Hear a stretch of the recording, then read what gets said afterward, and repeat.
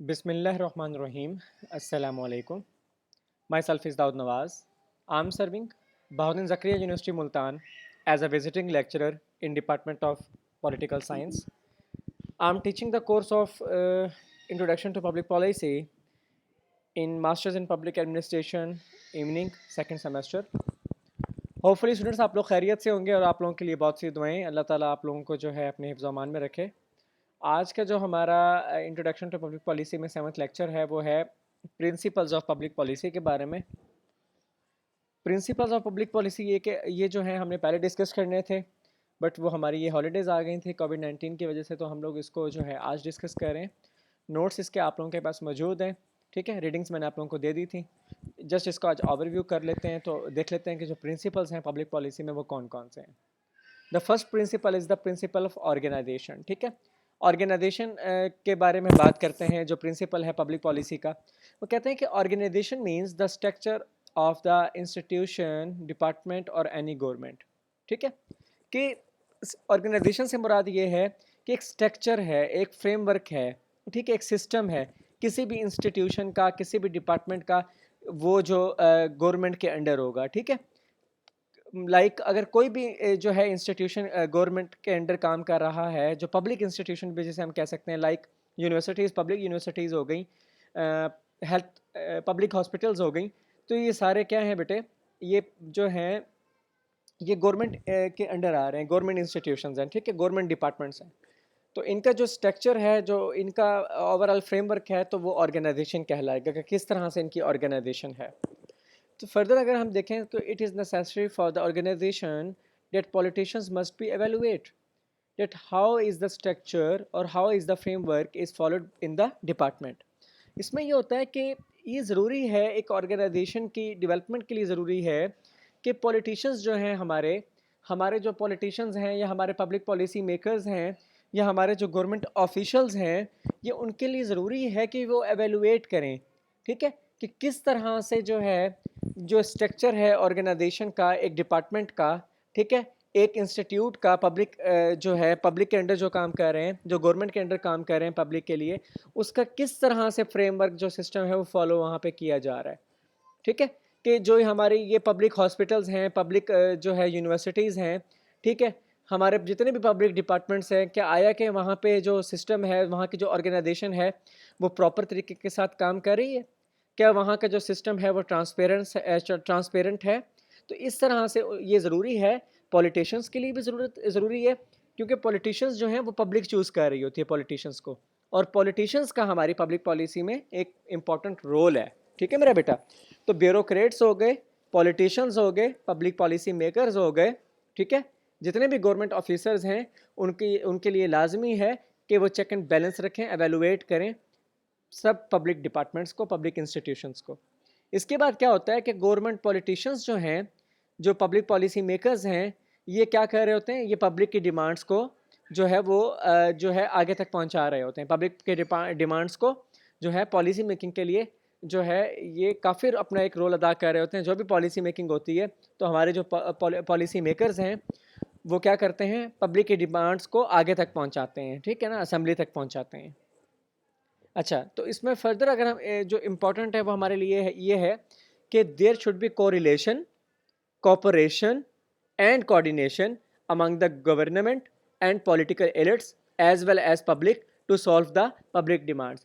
कि पब्लिक की जितनी भी डिमांड्स हैं उनको सॉल्व करने के लिए ज़रूरी है कि कोरिलेशन होना चाहिए, कोऑपरेशन होना चाहिए, एक कोऑर्डिनेशन होनी चाहिए, किसके दरमियान, हमारी गवर्नमेंट के दरमियान और हमारी पॉलिटिकल पार्टीज़ के दरमियान, हमारी एज वेल एज़ हमारी पब्लिक के दरमियान, ताकि जो पब्लिक की डिमांड्स हैं वो इजीली जो है पॉलिटिकल पार्टीज़ और गवर्नमेंट जो है उसको सॉल्व कर सके। क्लियर? इसी के साथ साथ अगर हम देखें कि ऑर्गेनाइजेशन जो है it will be made strong and give good and effective output when the organisation cooperate and coordinate with the public और देयर डिमांड्स। इससे एक चीज़ क्लियर हो गई है कि हमारी जो गवर्नमेंट इंस्टीट्यूशंस हैं, ठीक है, हमारे जो पब्लिक इंस्टीट्यूशंस हैं, डिपार्टमेंट्स हैं, उनकी जो एक ऑर्गेनाइजेशन है वो तभी एक इफेक्टिव होगी, तभी स्ट्रांग होगी, तभी गुड होगी, जब क्या होगा, पब्लिक के दरमियान आप क्या रखोगे, अपनी कॉपरेशन रखोगे, कोऑर्डिनेशन रखोगे और उनकी डिमांड्स को जो है आप सुनोगे, ठीक है। इसी के साथ साथ अगर हम फर्दर देखें तो organisation must be followed the rules and regulations. It is necessary for the organisation of the public institutions and departments that they must be followed the rules and regulations, okay. And it is the main responsibility of an organization that it must be provide the good environment and build the good relation with the workers and general public to solve their problems. Simply इसमें बेटा मैं आपको बता देता हूँ ये क्या है कि जो गवर्नमेंट इंस्टीट्यूशंस और डिपार्टमेंट्स की ऑर्गेनाइजेशन है वहाँ पे रूल्स एंड रेगुलेशंस को फॉलो करना ज़रूरी है, ठीक है। और वहाँ पे ये भी ज़रूरी है उस ऑर्गेनाइजेशन के लिए, ये भी उसकी एक रिस्पॉन्सिबिलिटी है कि ऑर्गेनाइजेशन एक ऐसा इन्वायरमेंट क्रिएट करे कि जहाँ पे एक अच्छे रिलेशनशिप हो वहाँ के जो गवर्नमेंट वर्कर्स हैं हमारे उन वर्कर्स के दरमियान और हमारी पब्लिक के दरमियान, ठीक है। कि बाज़ों का क्या होता है कि हम लोग गवर्नमेंट डिपार्टमेंट्स में जा रहे होते हैं, हमें क्या कंप्लेन होती है कि हमारे साथ जो हमारे गवर्नमेंट ऑफिशियल्स बैठे हुए हैं वो तावन नहीं कर रहे, कोऑर्डिनेशन अच्छी नहीं कर रहे, वो हमारे साथ कोऑपरेट नहीं कर रहे, हमारी डिमांड्स को नहीं सुन रहे। तो उसके लिए ज़रूरी है कोऑपरेशन होनी चाहिए, एक अच्छे रिलेशनशिप होने चाहिए और गुड इन्वायरमेंट होना चाहिए ताकि वो जो ऑर्गेनाइजेशन है वो इफ़ेक्टिवली काम कर सके। जी, इसी के साथ साथ अगर हम देखें कि if organisation take care the benefits of the workers then it must be get better productivity. Clear? तो अगर हम फर्दर इसका सेकंड देखें प्रिंसिपल, तो सेकंड है प्रिंसिपल ऑफ रिसर्च। जी, प्रिंसिपल ऑफ रिसर्च को देख लेते हैं।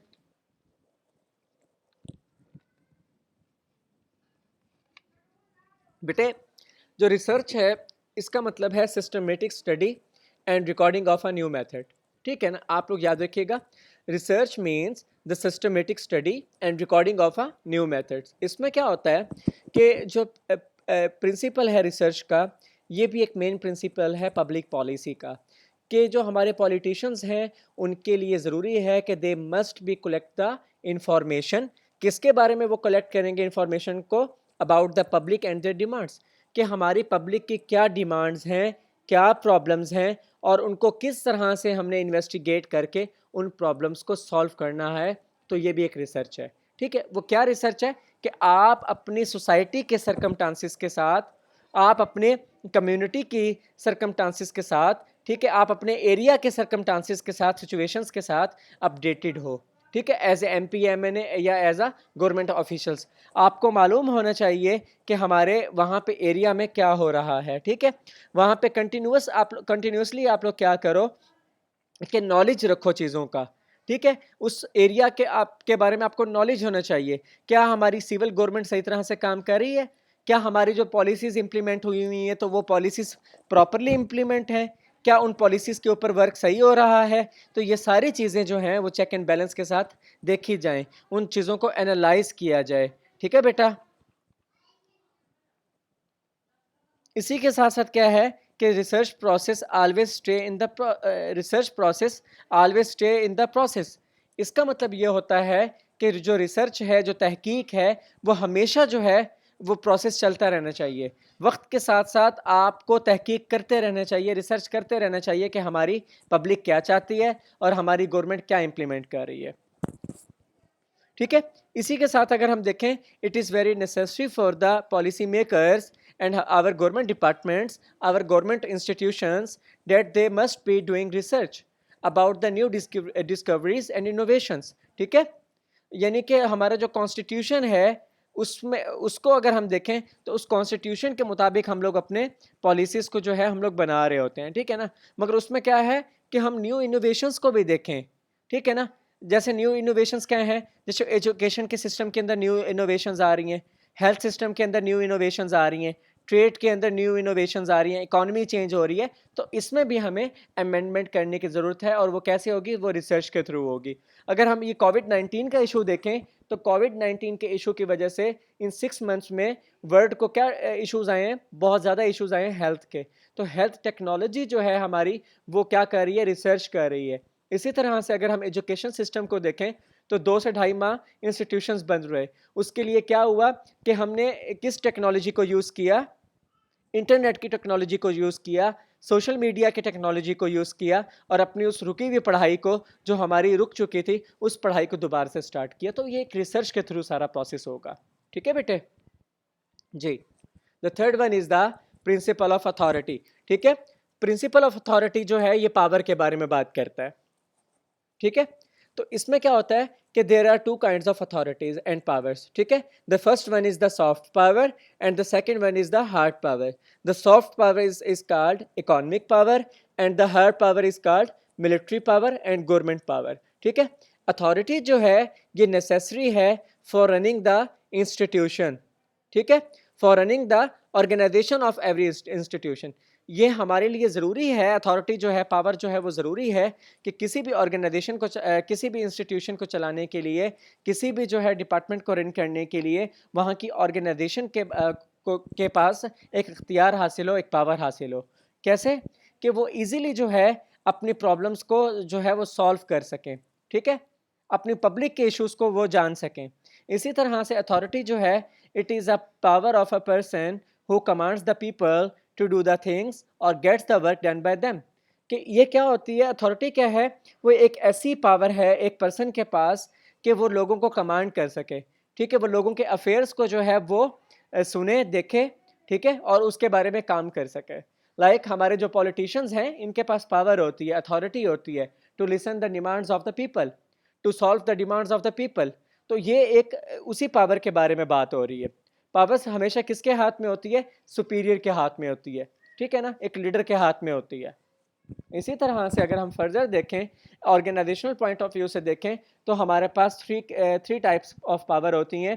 The first one is the legal authority, the second one is the statutory authority, the third one is the personality authority. Legal authority क्या होता है कि जो कि उसमें क्या हो रहा होता है कि रूल्स एंड रेगुलेशंस गिवन होते हैं।